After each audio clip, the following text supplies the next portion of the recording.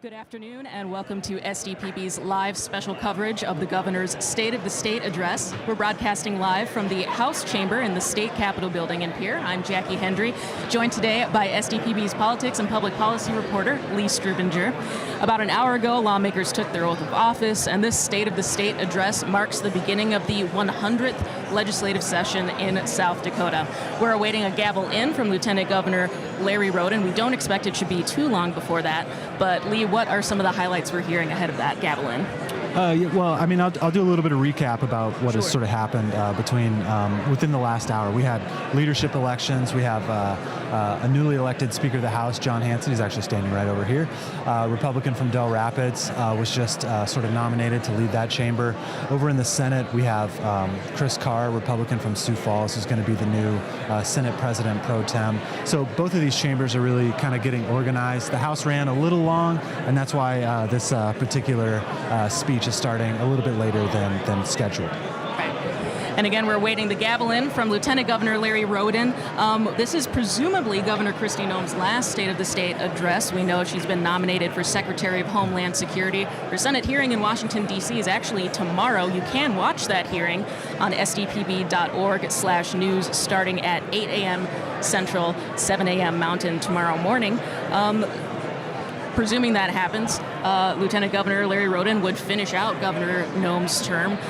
Lee, what kind of reputation does Lieutenant Governor Larry Roden have in the chambers based on your time covering the State House? Well, Roden's time goes, I've only been covering about 9 sessions, but Roden's time goes far before my time here. So he was actually a House Majority Leader at one point in the middle aughts, and he really has like a reputation of understanding the institution of state government. One of the things that I'm really interested in as we get ready to hear this speech is sort of what the governor sort of outlines as a policy proposal and how that will be kind of carried out in the event that she is no longer the governor and instead is in Washington, D.C. What will Lieutenant Governor Roden, what will his priorities be as he takes that office? What will the legislature's priorities be? This is a real opportunity for the legislative branch to kind of flex its own as they kind of gavel in, and there would be presumably, there will be some carryover, but there will be a new administration running here. But we also have a lot of new leadership in both of these chambers, so it'll be interesting to see how all of that really shakes out. Right, and Lee, I know you just recently talked with incoming House Majority Leader Representative Odenbach. What were some of the topics that you two covered in that sort of legislative preview? Yeah, one of the things that we obviously talked about was the carbon pipeline issue and whether or not there would be any kind of regulation on that front related to carbon pipelines, carbon dioxide pipelines, possibly some eminent domain reform. One of the budget items, but also kind of policy proposals that the governor laid out in her budget address was these educational savings accounts or school vouchers. That's something that has been a policy priority of Representative Odenbach. Him and the Senate Majority Leader, Senator Jim Melhoff, they dropped the bill in conjunction with the governor to set up that particular program. Some groups are in favor, some are kind of neutral on it. They want to see some things added to it, so that'll be a big discussion also going forward. And then I'm also anticipating a lot of discussion about what is going to happen with the men's prison facility that is, that lawmakers have really been tucking away money to try and build outside of Sioux Falls. The current prison in Sioux Falls is older than the state itself, and so they're really trying to build a new facility, and that would be, I think it was talked about as being one of, if not the largest sort of financial things that the state has ever taken on to sort of build and put money towards. So there's some caution, there's some hesitation there with the final price tag that they got. And here's Lieutenant Governor Larry Roden.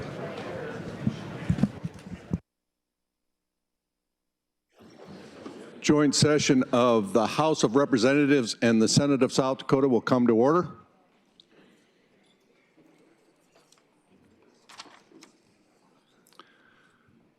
Today's prayer will be offered by Pastor Craig Wexler, and the Pledge of Allegiance will be led by Speaker Hanson.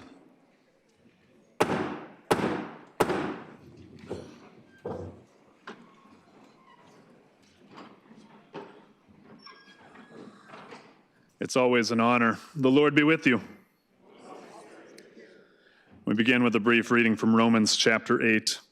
There is therefore now no condemnation for those who are in Christ Jesus. For the law of the Spirit of life has set you free in Christ Jesus from the law of sin and death. For God has done what the law, weakened by the flesh, could not do. By sending his own Son in the likeness of sinful flesh, and for sin, he condemned sin in the flesh, in order that the righteous requirement of the law might be fulfilled in us, who walk not according to the flesh, but according to the Spirit. For those who live according to the flesh set their minds on the things of the flesh, but those who live according to the Spirit set their minds on the things of the Spirit. For to set the mind on the flesh is death, but to set the mind on the Spirit is life and peace. For the mind that is set on the flesh is hostile to God, for it does not submit to God's law. Indeed, it cannot. Those who are in the flesh cannot please God. You, however, are not in the flesh, but in the Spirit, if in fact the Spirit of God dwells in you. Anyone who does not have the Spirit of Christ does not belong to him. Almighty and everlasting God, nothing shall separate us from the love of you through Christ Jesus our Lord. You have given us your law as a gift. You have sovereignly allowed us government to care for and protect the people. However, we live in a time when it seems every understanding of this has been turned upside down. For many, laws have become overpowering and a detrimental burden. For many, government seems to have become an opportunity to rule and direct rather than care and protect. Forgive us when and where we have erred. Renew a right spirit within me, O Lord, within us, each and every one of these elected officials. Remind them of why they are here. Remind them of the calling you have placed in their hearts to serve, not to be served, even if there is denial that you are the active agent in their lives. We truly are a government of the people, by the people, for the people. May this certainly remain true for us here in this great state of South Dakota, but may it be so through your wisdom and guidance. Your law was given to us to protect us from others and to protect us from ourselves. As these weeks commence, help us to reflect on the laws we have created in the past. Help us to be just and fair in the laws we are tasked to create for the future, and forgive us when we have created some that have served the flesh rather than upheld your Spirit. Forgive us, renew us, lead us, grant us your wisdom, and guide us through the darkness all around us with your light that shines forth through the mercy granted unto us through Jesus Christ, our Savior and Lord. In his holy name we pray. Amen. I pledge allegiance to the flag of the United States of America and to the republic for which it stands, one nation under God, indivisible, with liberty and justice for all.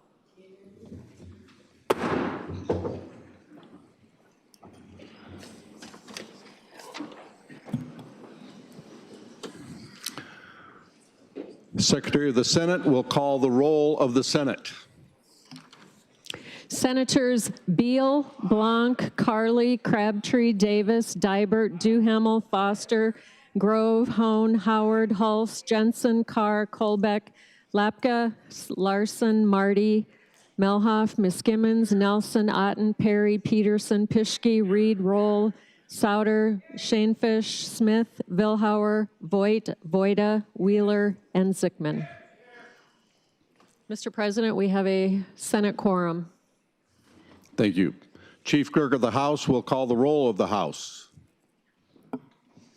Representatives Andera, Arland, Auk, Elward, Baumiller, Bathke, Baxter, DeGroot, Derby, Duffy, Emery, Fitzgerald, Garcia, Goodwin, Gosh, Greenfield, Halverson, Healy, Heerman, Heineman, Hughes, Hunt, Ismay, Jameson, Jensen, Jordan, Jorgensen, Casson, Kaiser, Cull, Ladner, Lems, Manhart, Massey, May, Moore, Mortensen, Muckey, Mullally, Mulder, Knowles, Nostrup, Odenbach, Overwig, Peterson, Poyer, Randolph, Reeder, Rayfelt, Reimer, Reich, Rice, Roby, Roy, Schaefbauer, Schwanz, Sharma, Sharda, Soy, Stevens, Uri Bulk, Van Diepen, Vasgard, Van Huysen, Wahlberg, Weems, Wisegram, Whitman, Speaker Hansen. Mr. President, the House has a quorum. Thank you. Madam Secretary. Senator Melhoff moves that a committee of 5 on the part of the Senate and a committee of 5 on the part of the House be appointed to escort the Honorable Kristi Noem, Governor of the State of South Dakota, to the rostrum. Is there a second? Comments on that motion? Hearing none, all in favor say aye. Aye. Opposed, nay. Motion carries. President announces such committee is made up of Senators Melhoff, Perry, Larson, and Smith, and House members Representative Odenbach, Overweg, Lems, Healy, and Emery.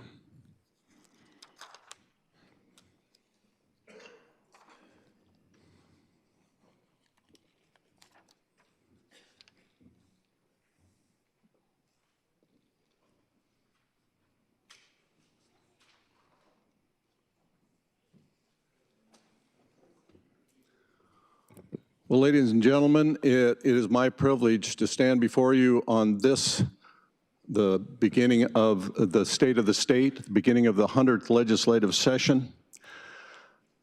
You know, it was 18 years ago at the start of another legislative session that I met a new state representative.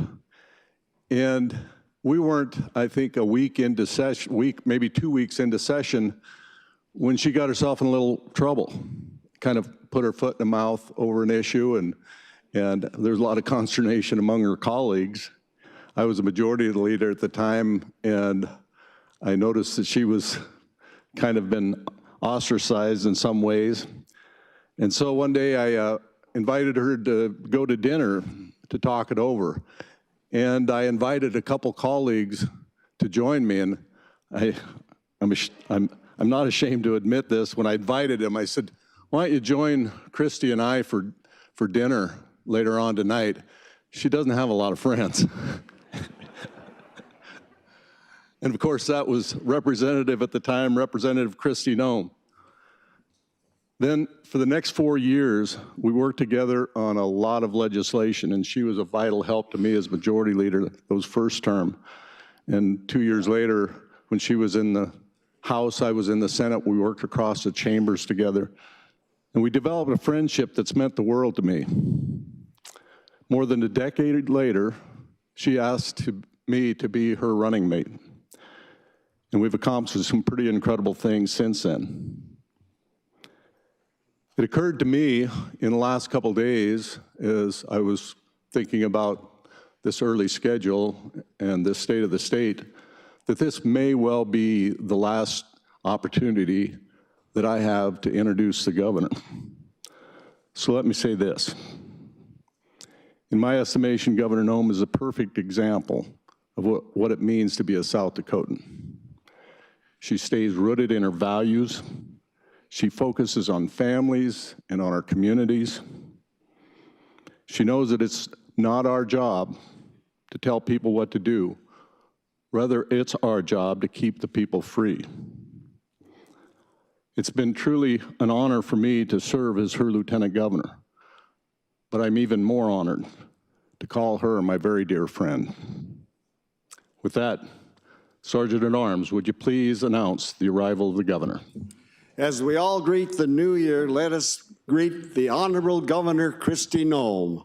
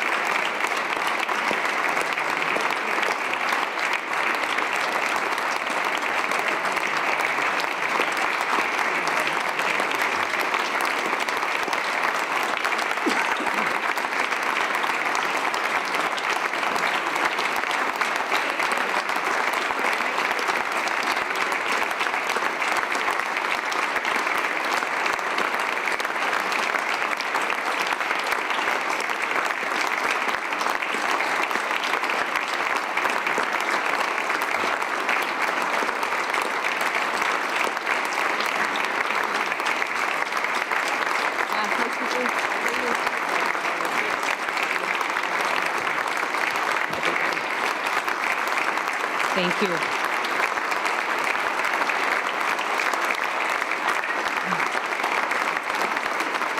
Thank you.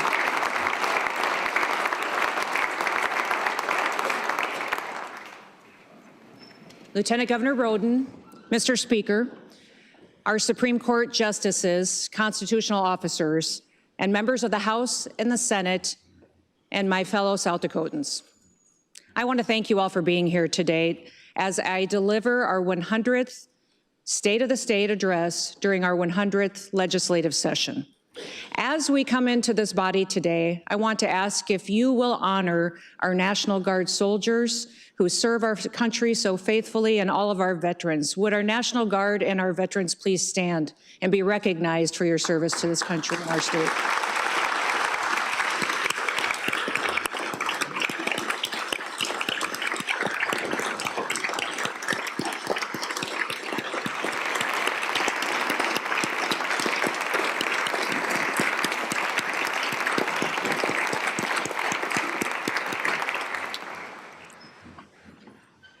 Welcome to the 100th session of the South Dakota State Legislature.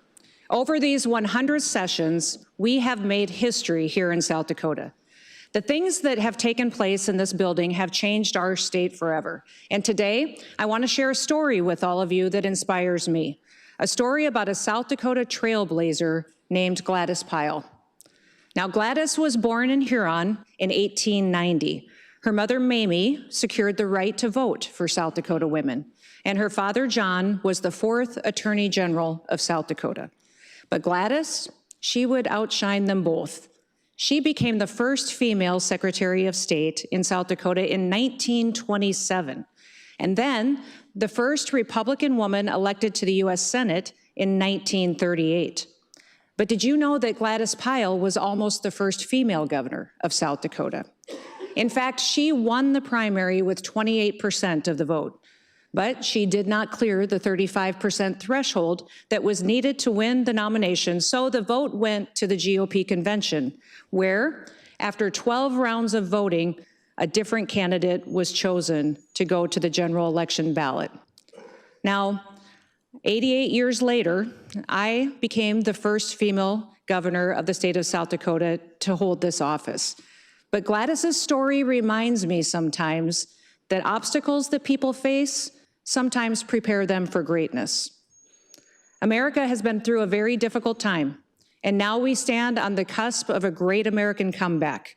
In just 6 days, a leader will take office in Washington who will truly make our nation great again.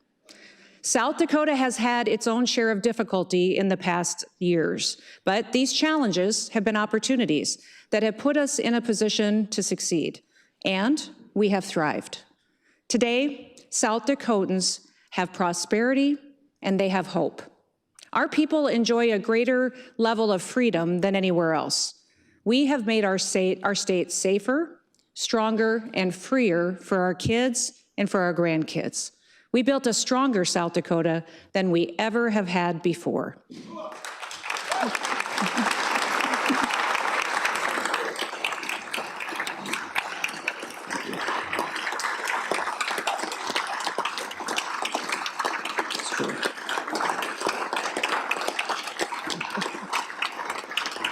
Thank you. Now, we're just getting started. When I was elected governor, I knew that our best days were still ahead of us, and I still believe that today. Because we have focused on freedom and not government control, we have unleashed something in our people. We've fostered the great American sense of hard work, grit, and determination, a spirit that is disappearing in far too many places in this country. South Dakota has created our very best days. And more importantly, we've created the opportunity for even better days ahead. And that's what I'd like to talk to all of you about today. Now, you might have learned about me over the years that I love top 10 lists. And you might even get kind of tired of hearing my top 10 lists, but I think they're a little bit more interesting. So today, I'm going to share with you the top 10 reasons why South Dakota will continue to be an example to the nation. The number 10 reason why South Dakota will continue to be an example to the nation is because of education. One of the very best ways that we can set our kids up for success is by giving them the best education possible. Now, we've raised the bar for education that our kids are going to get in the classrooms here in our state. We've supported our teachers to attract the very best and to retain the very best for our kids. We've provided additional opportunities for parents to help their kids succeed. And we know that reading is the foundation for educational success. We implemented the science of reading across South Dakota so that our kids can get excellent phonics-based reading educations. We revamped our social studies standards so that our kids will get the very best civics and history education. And we've launched the South Dakota Sturdy Initiative that's going to teach our students grit and mental resilience. Now, I believe this will be yet another example for the nation. And we eliminated hateful teachings like critical race theory that only seeks to divide our children. We recognized that after parents, the teachers are the most impactful in our children's education. So we made sure that we were taking care of them and that they were paid what they deserve. We launched a fantastic teacher apprenticeship program, and now teachers' aides can become fully certified teachers while still earning a paycheck to put food on the table for their kids. Education isn't a one-size-fits-all, and that's why we're expanding options for parents as well. We improved alternative education in South Dakota to give flexibility to parents who choose that path for their kids. We expanded the Parents in Education Tax Credit Scholarship. And this year, we're going to be working with Majority Leaders Odenbach and Melhoff to institute education savings accounts for South Dakota kids.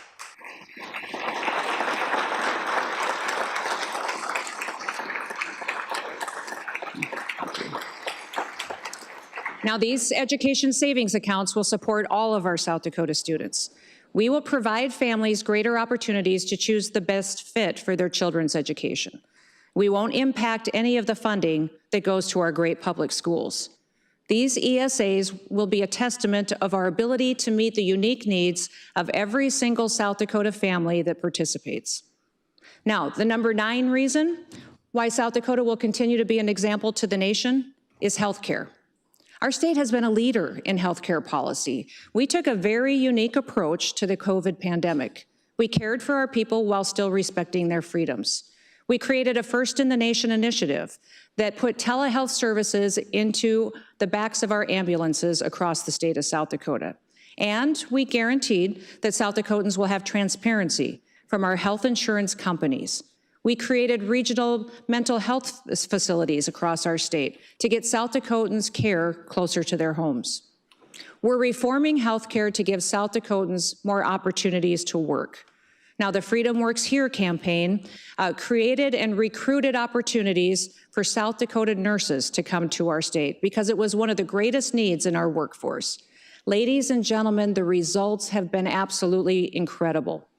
Over the last 2 years, the number of nurses working in South Dakota has increased by at least 1,100 across all nursing classifications.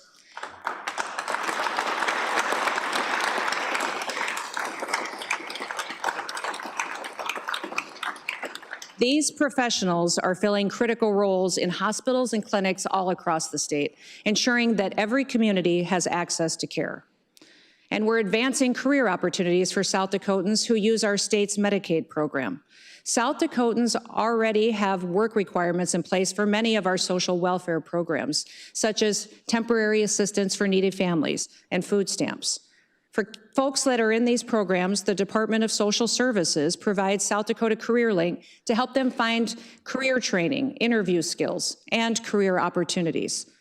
Now, this past November, South Dakota voters passed Amendment F, which allows for future work requirements under Medicaid expansion. South Dakota Career Link will be available for all of these folks as well. And we're going to connect them with the training, the guidance, and the support that they need to find a stable and a meaningful career. This will make South Dakota even stronger and more prosperous for the next generation. Now, the number 8 reason why South Dakota will continue to be an example to the nation is agriculture.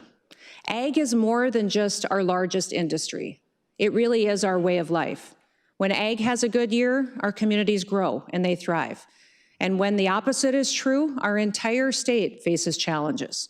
I'm proud that we've preserved our ag operations, that we've opened up new markets for our commodities, we've strengthened biofuels production in this state, and we've protected South Dakota ag from interference by evil foreign governments like Communist China. We have put South Dakota in a position to be stronger than ever before. We need a robust, diverse food supply, and our family farms are one of the most critical parts of that. Our family farms and ranches have a special connection to the land that has been in families for generations. Now, today I'm announcing that we're starting a partnership that are going to keep farmers farming here in South Dakota. We have reached an agreement between the state of South Dakota, the South Dakota Ag Foundation, and First Dakota National Bank to transfer the Keep Farmers Farming program from First Dakota to the South Dakota Ag Foundation. Now, this partnership will work with farm and ranch families on estate and on transition planning. It helps our producers pass along their land and their legacy to our kids and to our grandkids. It's about not just transferring assets, but also experience and work ethic, morals, and history to the next generation. My governor's Office of Economic Development will provide the South Dakota Ag Foundation with a one-year grant that will administer, market, and grow the program. And there will be no loss of service for those existing program participants. We have representatives here today from the South Dakota Ag Foundation. I'd like them to stand for me today. And would you all give them a round of applause for being willing to take on this work of keeping farmers farming here in South Dakota? Please give them a round of applause.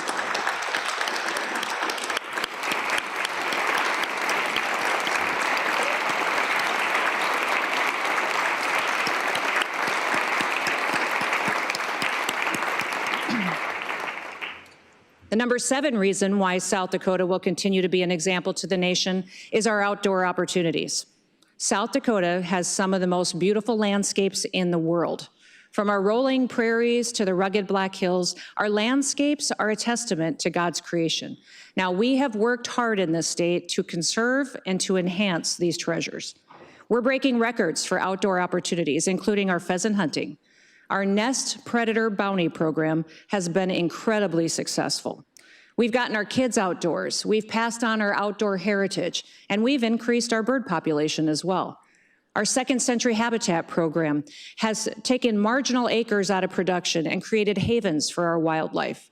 It had the added benefit of opening up more acres for public hunting.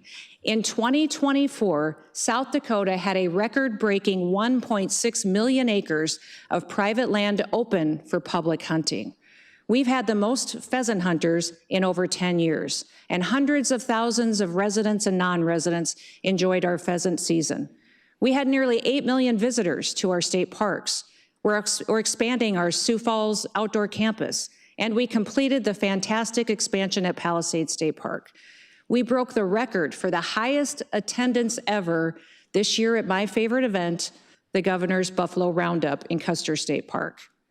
Now we're building a new shooting sports complex near Rapid City that will open up later this year. It will be one of the very best firearms range complexes in the entire nation. It will offer a wide variety of options for firearms enthusiasts of all levels, from hunters to recreational shooters to law enforcement training. And we're conserving South Dakota's natural beauty, creating more opportunities to share it in the future. I am so glad that my grandbabies are going to get the chance to enjoy some of the beautiful outdoors that I enjoyed when I was growing up. And then, speaking of babies, that brings me to my number 6 reason why South Dakota will continue to be an example to the nation, and it is our babies. South Dakota has the highest birth rate of any state in America. Our people are happy.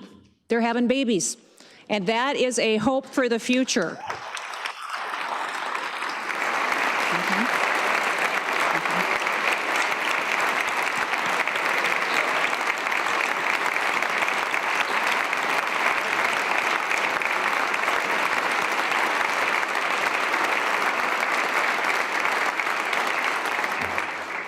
Every baby brings boundless potential. Now, we are caring for South Dakota moms and babies both before birth and after. And last year, we talked about the first 1,000 days of a child's life, from conception to their 2nd birthday. These days are the most crucial to a child's development. In the last year, our Bright Start program supported more than 600 mothers and over 500 infants and toddlers. One mom that started the Bright Start as a teen is now a registered nurse in an emergency room. And she wrote to the Department of Health and said, "I talk about you and the Bright Start program all the time to new moms. I tell them the big impact you had on my life, and I'm forever grateful." This past November, the people of South Dakota endorsed the way that we are taking care of moms and babies. They voted to support life. And the Department of Health will continue emphasizing care for our next generation. If you have any questions about pregnancy, parenting, financial assistance, and adoption, life.sd.gov is a one-stop shop that will help you get all of the help that you need. And our commitment to moms and to babies and families ensures that our state's future is as bright and as hopeful as a newborn's eyes. Now, we all need to keep our families safe. So the number 5 reason why South Dakotans will continue to be an example to the nation is safety. I'm incredibly proud of the work that we have done over the past 6 years to make South Dakota safer. We supported and respected our law enforcement officers. And when much of the nation was attacking them and defunded them, we thanked them and respected them. We led the way in cybersecurity by banning TikTok for state government, and we enhanced the mission at Dakota State University. And we led the nation in prioritizing our border security when the Biden administration had failed to keep America safe.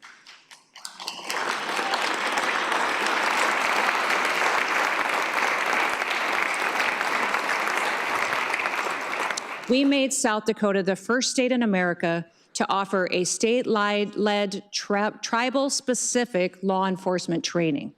For the very first time, future tribal law enforcement officers were trained right here in Pierre. They didn't have to leave their families for months and go to New Mexico for their training. And this year, we are going to make this training a part of our ongoing budget so that we can help train tribal law enforcement officers far into the future.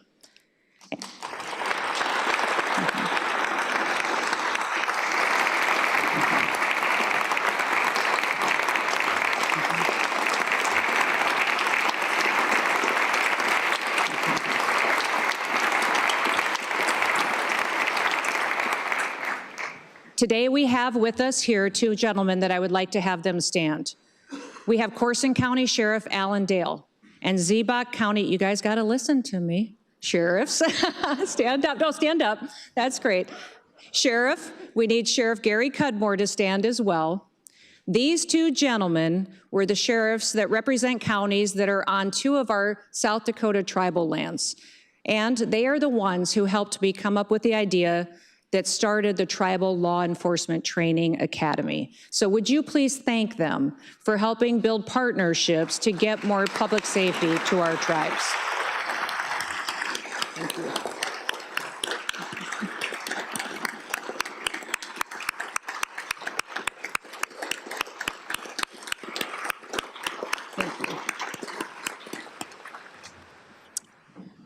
We've also kept South Dakotans safe through unprecedented natural disasters. My first year in office, South Dakota saw a historic bomb cyclone, and we saw other flooding events that year that had 63 of our 66 counties declared federal disaster areas. We've had tornadoes hit our small towns and even our largest city.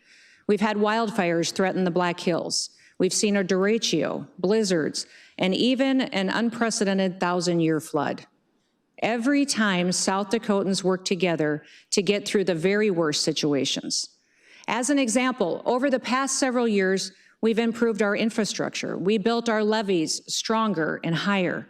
We invested in reinforcing and rebuilding dams to hold back these powerful rivers and bodies of water to the greatest extent possible. And we didn't see any major dam breaks, unlike our neighboring state. But we know that planning only goes so far in preparing for a 1,000-year unprecedented flood. And during the flood this year, several agencies stepped up to respond at my direction. The South Dakota Department of Public Safety sent Highway Patrol and an incident management assistant team. The Department of Game, Fish, and Parks deployed conservation officers to conduct boat rescues. The Department of Transportation handled traffic control and detours, and helped construct a levee across the interstate in just hours in accordance with the city's flood plan. The state geologist with the Department of Agriculture and Natural Resources worked with local first responders to adjust to the river projections and water flows. And after the flooding, the Department of Social Services helped arrange counseling, and the Department of Health provided free tetanus shots. Even the Bureau of Information and Telecommunications set up a network in the Emergency Operations Center to support response efforts. I want to thank all of these emergency responders, the volunteers, the local governments, and the state employees whose quick and professional actions helped make these communities safe and secure and to prevent further damage. I want to honor a few of those individuals here today that went above and beyond the call of duty. First, I'd like to have Tim Cowman stand and be recognized. Tim is our South Dakota state geologist with the Department of Agriculture and Natural Resources. He lives and he saved lives with his water flow projections. Without Tim, we would not have had accurate projections on the rising rivers. The data that we were getting from the federal government and from the Federal River Forecast Center was too unreliable, and we couldn't depend on it. And it was Tim that gave us accurate projections to know when the crest was coming and when we would have the most water hitting us. Now, boat rescue crews with Sioux Falls Swiftwater Rescue and conservation officers with the Department of Game, Fish, and Parks acted heroically to save lives. Would you all stand as well? I want to highlight one story in particular. In rural Union County, one individual was trapped in a highway overpass. They were stuck without food, water, or a way to get out of the extreme heat. Our emergency management officials were trying to coordinate a helicopter rescue in the middle of the flood, and that would have been extremely dangerous because of the fast water flows, the debris, and other hazards. Suddenly, a local official walked into the Emergency Operations Center and exclaimed, "Well, scratch that plan. Some crazy GF&P guys launched their boat in a highway ditch and they were able to find a way to get out to them." Well, these are the crazy Game, Fish, and Parks guys.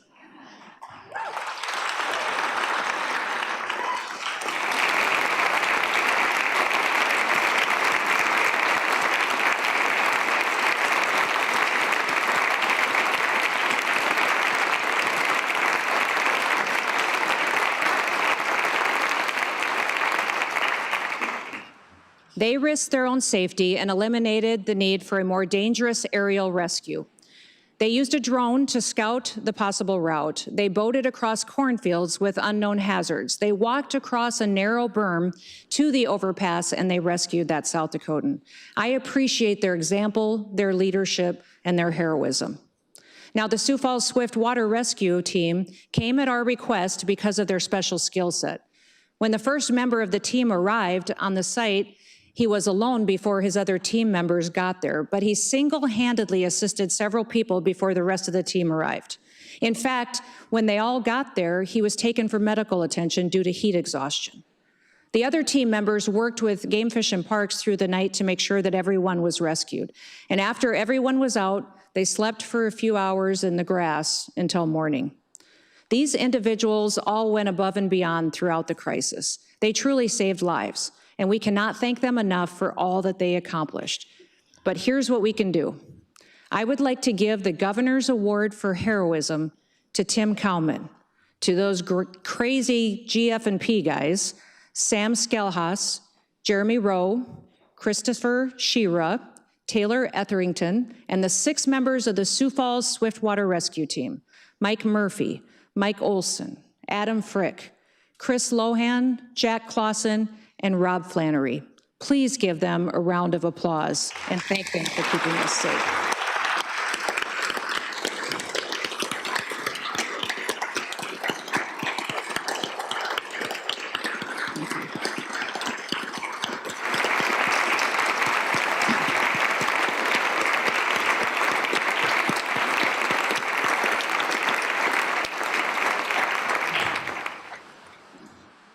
Now, the number 4 reason why South Dakota will continue to be an example to the nation is our economy.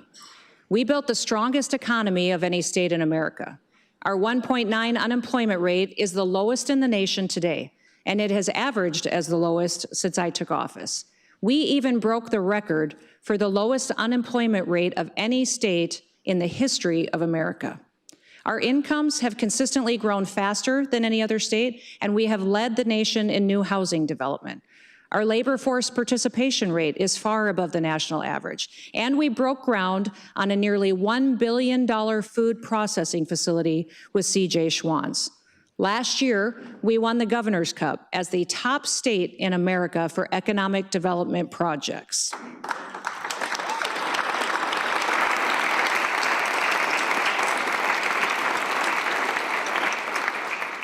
Now, we're poised to do that well again this year, and it will be announced in a few weeks. Our GDP has grown consistently, and it's been the fastest growing GDP in the nation as well.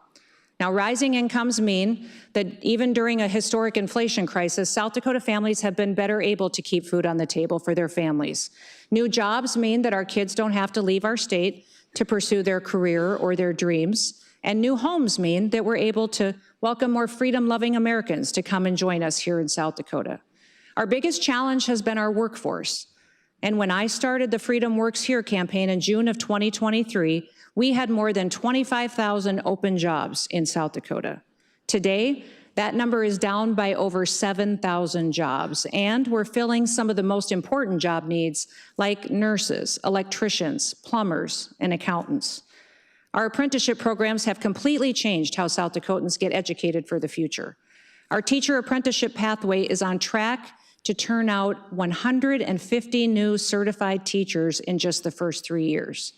We have more than 1,500 apprenticeships in professions like electricians and plumbers, K-12 teachers, linemen, carpenters, sheet metal workers, fire medics, HVAC installers, ag mechanics, welders, and even more. Businesses across the state have welcomed apprenticeship opportunities with open arms. Now, speaking of arms, South Dakota's firearms manufacturing industry is thriving as well. We recently welcomed Paradigm Carbon to Yankton, South Dakota, and they manufacture carbon-wrapped gun stocks and barrels. Silencer Central in Sioux Falls is one of the fastest growing companies in America. And Coltac, who's here with us today, in Rapid City joined us from out of state, and they love our freedom. Our firearms industry supports 1,600 jobs in South Dakota, and it generates more than $400 million in annual economic activity. And we're aggressively recruiting other arms and ammo manufacturers to bring their business to the most Second Amendment-friendly state in America. And I want to show the diversity of our state's economy as well. I'm going to focus on another growing business in our state. I want to welcome today leaders from a business that is revolutionizing our largest industry, agriculture. Our economy cannot thrive unless ag thrives, and Bell Brands is doubling their production capacity. They will create additional markets for our ag products, and they'll help ensure that South Dakota's best economic days are ahead of us. Will you all please join me in welcoming the leadership of Bell Brands who are with us today? Would you please stand?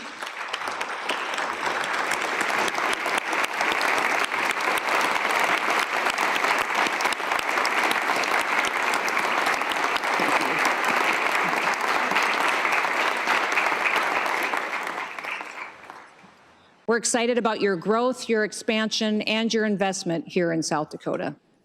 The number 3 reason why South Dakota will continue to be an example to the nation is our values.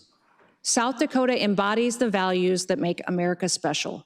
People visit here and they think, this is the way that America is supposed to be. I recently had the opportunity to meet with Rabbi Mendel Alperwitz, South Dakota's only rabbi. And he talked to me about how the traditional morals in this country are leaving and eroding.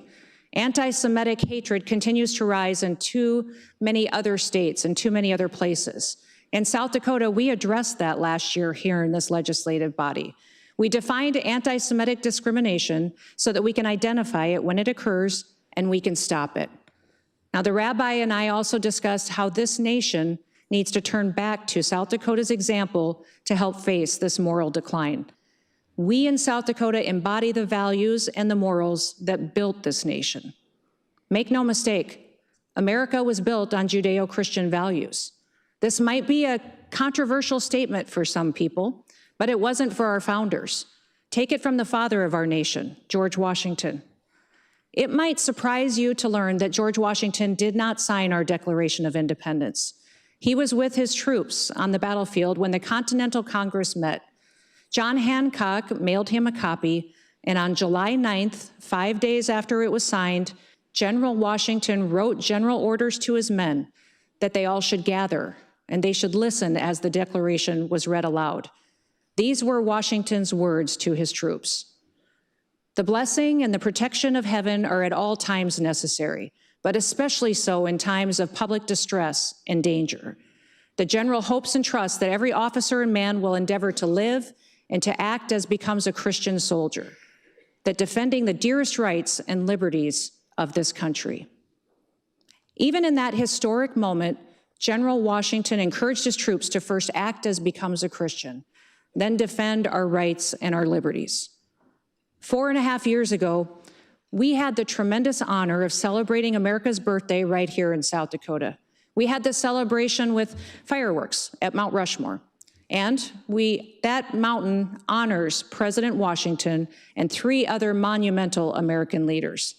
We invited and welcomed President Trump to South Dakota to celebrate with us.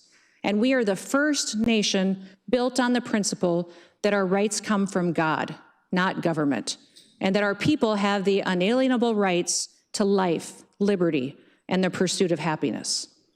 In the coming days, we will once again move forward with planning the return of fireworks to Mount Rushmore for America's birthday. And get ready, America.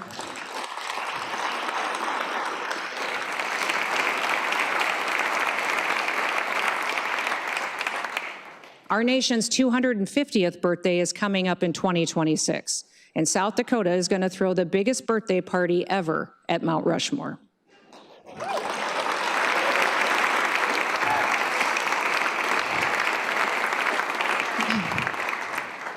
The number 2 reason why South Dakota will continue to be an example to the nation is our freedoms. South Dakota has been a shining city on a hill over the past few years. We have proven that freedom works here. And here's what I love most about that fact. We don't have to just talk about freedom. We can look from state to state and compare the results. When COVID came in 2020, South Dakota was the only state that never forced a business or a church to close. That's true.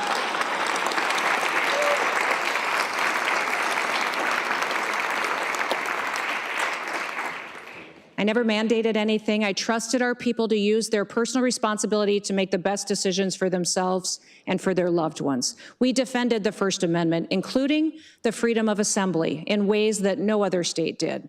And later that year, when other states attacked and defunded our law enforcement, South Dakota invited officers to move to our state and to our state that would respect them when they got here.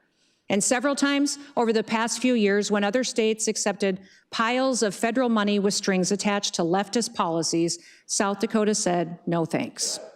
We've defended our Second Amendment more than any other state. The first bill I signed as governor was constitutional carry. We blocked local governments from using emergencies to seize people's firearms. We strengthened stand your ground laws.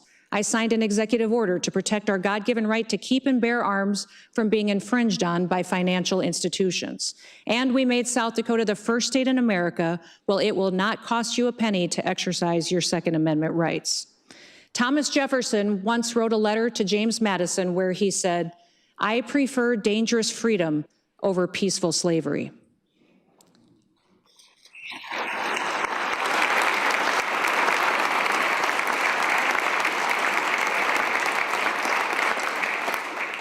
Now, the media thought that the decisions we were making in South Dakota were dangerous, but those decisions were right.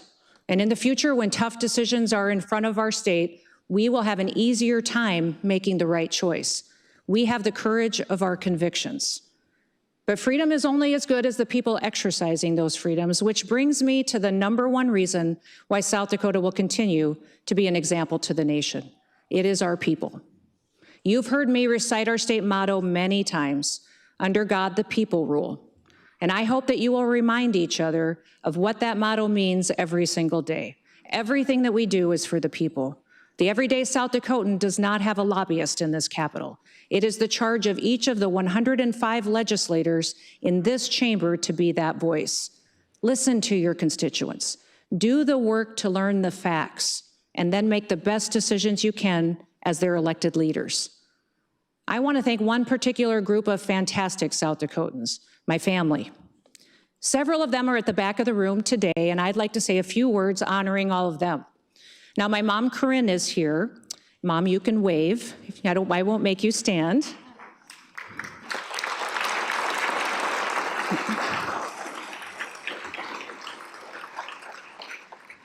Mom, you spoke life into me, and you made me realize how special I was to God. You taught me that I could do anything, and your love showed me that I was already enough. My son Booker could not be here today. He's across the world telling people about Jesus. But Booker, I am so proud of you, and I'm proud of your example of Christ's love. God has you right where he wants you, and I'm sure we all enjoy all of our time we get to spend with you, but know that Dad and I are so proud. My daughter Kennedy and her husband Tanner couldn't be here because they are having our next grandbaby any day now.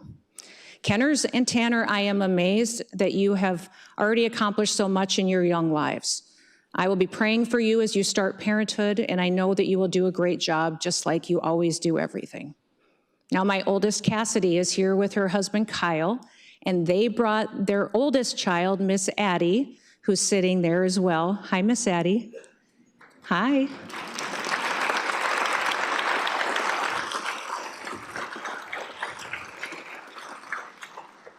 I am her best friend.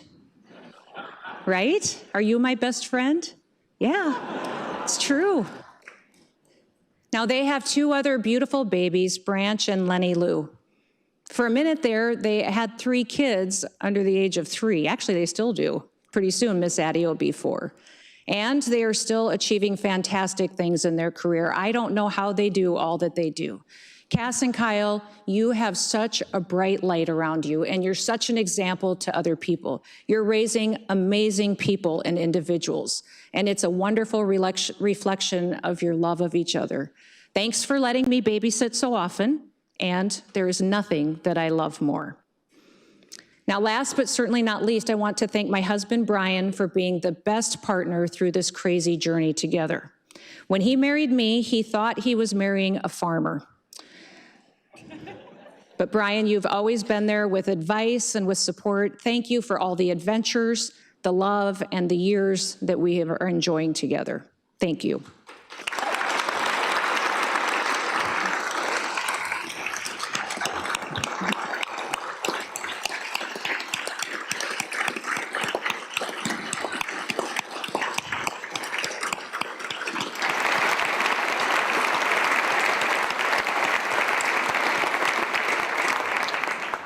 I have other family here today. I have my sister Cindy is here. She's the oldest in the family, but she loves it when I say that.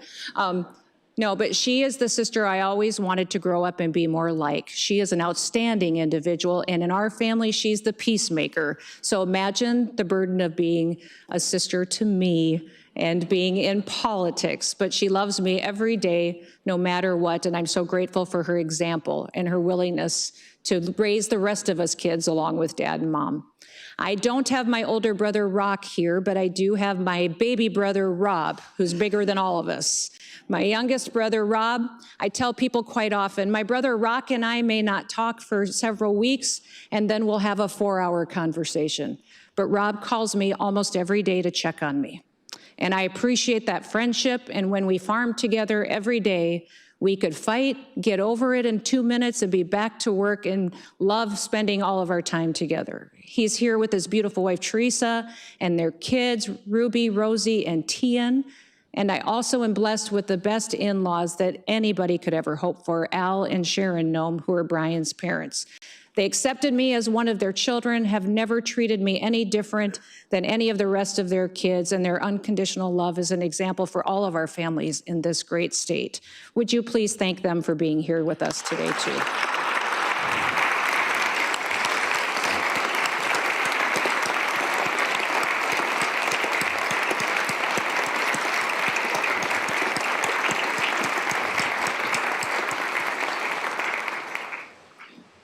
So that's it. My top 10 reasons why South Dakota will continue to be an example to the nation. But before I go, there's one more thing that I wanted to talk to you all about. You probably know that President-elect Trump and President Trump have called on me to serve, if confirmed, as the next Secretary of the Department of Homeland Security. It's a tremendous honor and a great responsibility.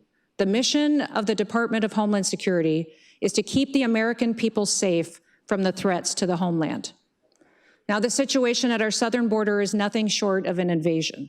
And over the last 4 years, America's border security has been purposely weakened and ignored. Our laws have not been enforced, and this has led to millions and millions of law enforcement encounters with illegal aliens. That doesn't include the millions of gotaways that we're aware of, and it doesn't include the ridiculous number who got in through the CBP One app, and it doesn't include the many thousands who caught a free plane ride into our country courtesy of the federal government. Now, too many of these individuals disappear while they wait for an asylum hearing before ever showing up for a hearing, sometimes years later. As you know, I've taken a stand against this invasion. We've deployed our South Dakota National Guard to our southern border 8 times, and that includes 5 state deployments to support Texas's work to stop the flow of illegal aliens. I went to the border myself several times, and I saw the illegal immigrants infiltrating our country. I saw our National Guard troops enforcing our laws and building a wall. Ladies and gentlemen, leadership has consequences, and we see the consequences of Washington's indecision right here in South Dakota. We've seen activity from cartels and their affiliates in some of our poorest communities, and our states around the rest of the country see it as well. Increased crime, increased drugs, overdose deaths, violence, rape, human trafficking, and murder. Even known terrorists have crossed our border amongst the illegals, and they could be anywhere. The invasion is an existential threat to America, and it threatens our national security and our economy.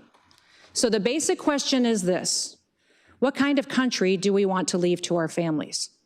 I want to leave them a state and a nation that's even safer and stronger and freer than the one that I grew up in. That leaves me in a position where I may say farewell to all of you in the very near future. But before I do, I want to say a few words about the man who is sitting right beside me. I started this speech, and every speech that I have given to this joint legislative session, with the words, Lieutenant Governor Roden. Almost 7 years ago, people recommended that I pick a Sioux Falls businessman to be my running mate, but I didn't. I asked a West River rancher to join me on the ride of a lifetime, and Larry Roden stepped up to the plate. He's been more than just a partner in this role. He has been an advisor, a source of wisdom, and this is sometimes even more important, a source of laughter. I chose Larry to run with me because I knew that one day there might be a day like this one. I knew that it would always be possible that I might not be your governor anymore, whether that circumstance was the result of tragedy or opportunity. So I wanted a partner who would lead the state just as I would. I wanted someone who realized that our rights come from God, not from the government, that it is our duty to protect the rights and freedoms of our people. I wanted a friend, and Larry has been a friend since I was first elected to the state legislature almost 20 years ago. So Larry, I have a gift for you. You are next up to bat. And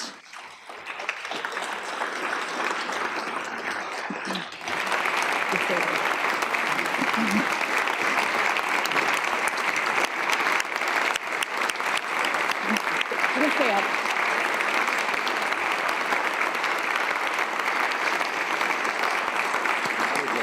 No, I didn't. This is a tool that's going to help you do the job. Maybe it'll hold up a little bit better than all those gavels you keep breaking whenever you're up here at this podium. But good. Senators and leaders at your desks, you will find smaller replicas of this bat at your desks. Actually, the senators got the little baseball bats and the House members got baseballs. You will find those today. I hope you all have them. And these are a reminder that all of you are at bat now. Ladies and gentlemen, I trust that you will knock it out of the park because the people have bestowed a trust in you. Under God, the people rule, and our people are worth serving. They are the very best in America. They have been such a blessing and a source of joy to me and to my family. So although I'm saying farewell, please know that I'm not going far. South Dakota has always been my home, and it will always be my home. I will continue to focus on making our people safer, stronger, and freer. And to the people of South Dakota, thank you for the incredible honor of serving as your state representative, as Congresswoman, and now as governor. Thank you for trusting me, and thank you for working with me to accomplish great things. But that's enough of that, and we have to keep looking ahead. Our state and our nation have even better days in front of us, God willing, and the state of our state is strong. With your leadership, it will continue to grow even stronger. So thank you, God bless you. May God continue to bless the great state of South Dakota and the United States of America.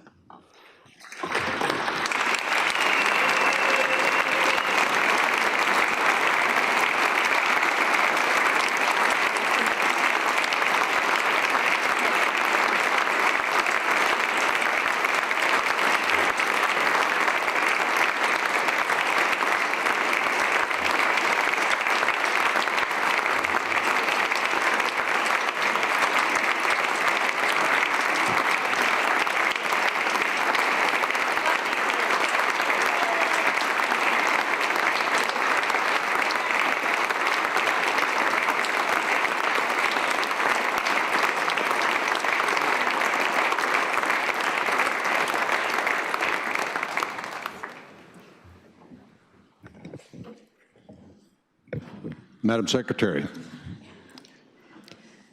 Senator Melhoff moves that this joint session be dissolved. All in favor of the motion to dissolve the joint meeting will say aye. Opposed, nay. This joint meeting is adjourned. Thank you.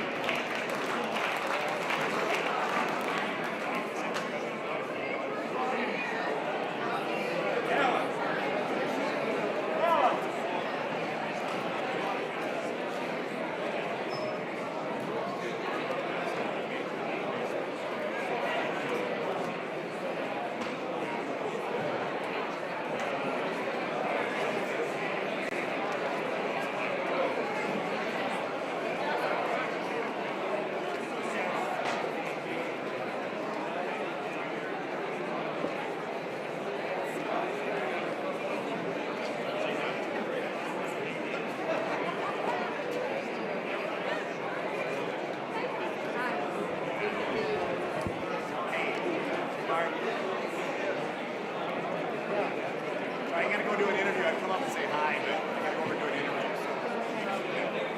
24. That concludes Governor Kristi Noem's 2024 State of the State address. In many ways, a victory lap and a farewell for Governor Kristi Noem. Formed again in a top 10 list, much like her second inauguration speech and a few other addresses she's given during her second. But I want to begin this historic 100th legislative session in South Dakota with a bit of a history lesson and a nod back to Gladys Pyle, the first Republican woman elected to the U.S. Senate from South Dakota in 1938. She also served as the first female Secretary of State in South Dakota. The governor nodded to her as a predecessor in running for governor of South Dakota. 88 years later, Kristi Noem was elected as the first female governor of South Dakota. She pointed to Gladys Pyle as an example of how obstacles can prepare leaders for greatness. She ran through some of those obstacles during this speech as well, notably, of course, the COVID-19 pandemic in 2020, along with historic floods and other natural disasters in South Dakota. For some lawmaker reactions to this speech, we're going to go to Lee Strubinger on the House floor. Lee. Thanks, Jackie. I'm standing here with Senate Majority Leader Jim Melhoff, a Republican from Pierre. What did you make of the governor's speech? What did you hear in it? I thought that what was most interesting is how she started talking about Gladys Pyle, a historical figure in South Dakota, who first woman United States Senator, nearly governor, and the contributions that she made to our state. And then the top 10 list I thought was quite interesting. Some of the things that stood out to me was how South Dakotans have a history of really stepping up and taking care of ourselves. When she talked about the state hydrologist, I believe, who was tracking the river and the water flows and predicting when it was going to crest. It reminded me back to the flood, I believe of 2011, I believe, that we had here when the Corps of Engineers was really somewhat caught off guard by it. But our city engineer in Fort Pierce, South Dakota, was tracking the snowpack and sending messages to the Corps of Engineers about the impending disaster that was headed our way. So the things that she talked about I thought were great. Agriculture, our great sportsman culture that we have here, and all the things that make South Dakota great. And just wrap up by the historical nature of her next role, to take the reins of, I believe it's the largest federal agency, and so important for our national security and for our safety here in South Dakota and across the nation. And just so proud of her, so proud of our state. And I'm looking forward to following up this session to putting together a good budget that takes care of our priorities. Yeah. I want to get to that in a quick second, but I just wanted to get maybe your reaction to whether or not, I mean, she said farewell a lot at the end of her speech, but it really felt like to me as I was listening to it like a top 10 of a lot of her accomplishments as she was governor the last two terms. So did you hear any particular policy ideas in that speech, and what are some priorities that you and the Senate might have as we head into the next 2 months? Well, it's pretty early for me to speak for the whole Senate. Obviously, this is the first day. We'll have discussions about what our priorities, what the consensus is as a caucus and as a chamber of what we want to push. But obviously, the governor mentioned me as the prime sponsor on the education savings account bill. So that's something that I'll be working on with Senator Odenbach. Interestingly, he and I are both Eureka, South Dakota natives. So we'll be working on that together. And we'll be working with the caucus, and we'll be working with Second Floor to try to get language that's acceptable and that we can get across the line. Eureka, the origins of power for now in the state capitol. I wanted to ask a little bit about the ESA bill. Is that text that you see sort of changing over time? I know there are some groups that are a little concerned about some of the language and how it might affect alternative instruction. Do you see that bill sort of changing throughout the legislative process? Is this the best path forward for that idea? Since I've observed the first draft of it, it's changed quite a bit since then. Although I think the main principle that we're trying to get across is that parents need to have more agency in the education of their kids, regardless of their means, their financial means. And this bill is a step in the right direction. And competition is a good thing. When you inject the spirit of competition, everything gets better and stronger. And I think our public school system, which is very good, I think will only get stronger as a result of it. Senator Melhoff, was there anything else you wanted to add about the speech that I didn't ask about? It was just this historical nature of it, and just the pride that we take in being South Dakotans and taking care of ourselves and taking care of each other. So, thank you so much for your time. I appreciate it. Thank you very much. Jackie, back to you. Thanks, Lee. I'm joined by State Senator Tim Reed from Brookings. His full-time gig outside of the legislative session is with the Brookings Economic Development. Also has a lot of experience with that from your time as mayor of Brookings. Senator Reed, what were some of your main takeaways from reason number 4 that South Dakota is an example of the economy? Yeah, I mean, the economy's done really well in South Dakota over the past several years. And a lot of that was probably propped up from some of the COVID funds in what our revenue looks like. But we're seeing a decline in our revenue. But there are bright spots you talked about, and In Brookings, Bell Brands is a cheese company. The cheese rounds that, the wax-covered cheese rounds, they make 1.7 million of those every day in Brookings, and they're going to double their output. And so those kind of things are very exciting, but I still think as a state, and she talked about being up at bat, I think the legislature's up on bat to figure out, are we still going to continue to be that state that's open for business? We got to make sure that we're keeping an eye on our regulations. I know there's a lot of talk about data centers right now, and some people are talking about putting a moratorium on them. Data centers is kind of where it's at for a lot of different things, for the economy, for national security. So I think we just got to really be focused on how can we grow the economy to make sure that we start to have more revenue. Because although she talked about that we did make some gains with teachers' pay, but we're still lagging, and now this year we're not going to be able to give as much for raises. And so we got to make sure that we're also really focusing on our revenue and growing it.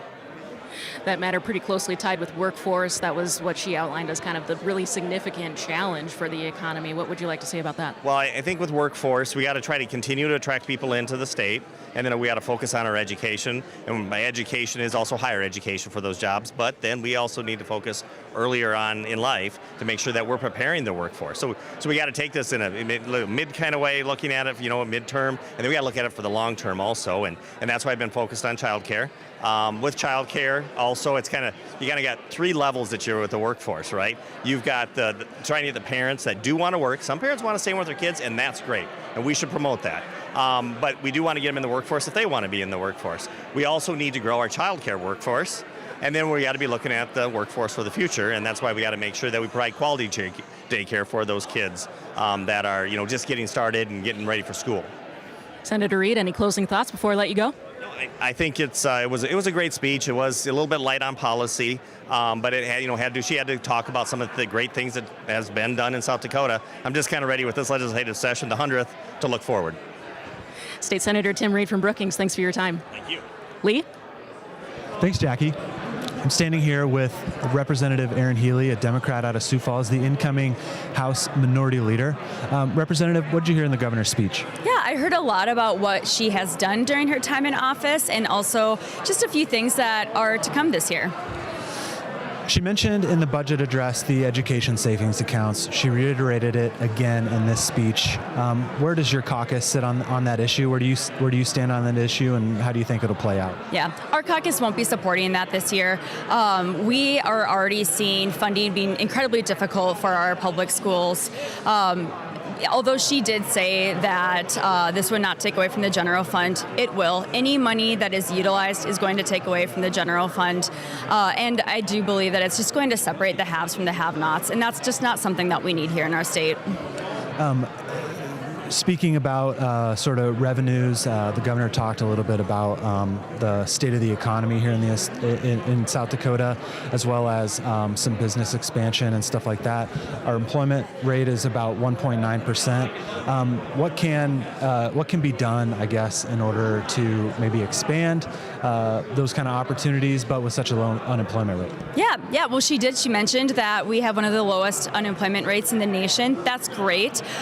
Because of that, we really do need to be focusing and investing in childcare. Affordability, both for parents and for facilities, is difficult. 50% of South Dakotans, about 50% of South Dakotans live in a childcare desert. And of course, we need to focus on quality of care too. Yeah. What are some policy priorities that you see Democrats really bringing to session this year to kind of push on, in addition to the child care? Yeah, of course, childcare, education, ensuring that we have a strong public school system, and healthcare. Of course, always healthcare access, ensuring that all South Dakotans have great access to care. With that being said, I do believe that those work requirements that were mentioned during the speech today is a bad idea. I think it's going to harm South Dakotans. We really need to be focusing on how we can create less burden for people who need help here in our state. And by requiring work requirements, we're actually going to hurt their ability to go to work. There is looking like there might be an effort as well to put another ballot question on the 26th November ballot related to Medicaid or Medicaid expansion population, that if the federal match goes below 90%, that the state could stop offering that altogether. What would that do to that population, and how do Democrats feel about that? Yeah, I think that would be detrimental. Again, I think it's really important that we just continue access to health care. That's always something that Democrats have stood for. Let's make sure that our people are healthy. Let's make sure that they're taken care of, and that's what Medicaid does. Is there anything I didn't ask about that I should have? Yeah, one thing that I think Governor Noem and I can agree on are the people here in this state. I'm here to truly serve South Dakotans. I know the Democratic caucus, all of us are here to serve South Dakotans. We care about our people, we care about our constituents, we care about the state as a whole. So that's one thing that we can agree on, that this is what we're here to do, the work for the people. Representative, thank you so much for your time. Thank you. Jackie, back to you.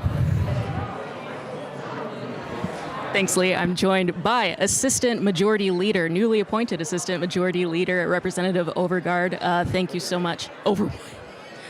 Newly appointed Assistant Majority Leader Marty Overweg. Thank you for the fact check. I appreciate it. Why don't you outline for us some of your main takeaways from the Governor's State of the State address? I just thought it was a very good farewell speech. I've heard, this is the fifth one I think I've heard from her, and she does a good job. And yeah, it was a good farewell speech. Kind of look back at her successes, or our successes. Now, for folks who aren't familiar with you, perhaps, or outside of your district, remind us some of your legislative experience, kind of how you expect this year might shape up to other years, this historic 100th legislative session, a lot of changes coming down that we can expect. What are some of the things that you might be looking forward to? Well, looking forward to, I think we have new leadership. I think, we have to work hard at that. We have a lot of new members, but everybody always worries, are we going to do this, we're going to do that, but you know what? We always get our work done, and we always get it done on time. Crossover day's coming already. As Chair of Ag, I already see crossover day coming. That's kind of a scary thing for a chair, but we'll get our bills heard. We'll get things done. And that's important to note, being chair of the Ag Committee. That's one of those top 10 reasons South Dakota is an example to the nation. What are some issues that you expect you might see in that committee, or is it going to be a pretty wide range of issues that you expect? Well, it depends where the speaker puts a lot of the bills and what he wants to do. We're gonna take up fees. The Department of Ag wants more fees on confinements and CAFOs. We'll be looking at a lot of that stuff. We have game fish and parks coming in. They'll give reports, and they'll have some bills. They've changed some, park entrance fees and stuff like that. So we'll get a chance to question them on why they thought they needed more money and beat them up a little bit. Representative Overweg, is there anything else you want to mention before I let you go? No, it's good. It was a good speech, right? Yeah. Thank you for your time. I appreciate it. That is going to conclude our special live coverage of the 2024 State of the State address. You can find ongoing coverage of the 100th legislative session and tomorrow morning's hearings, the Senate confirmation hearing of Governor Kristi Noem in Washington, D.C. You can find all of that online at sdpb.org/news. Until next time, I'm Jackie Hendry. On behalf of all of us at SDPB, thank you for watching.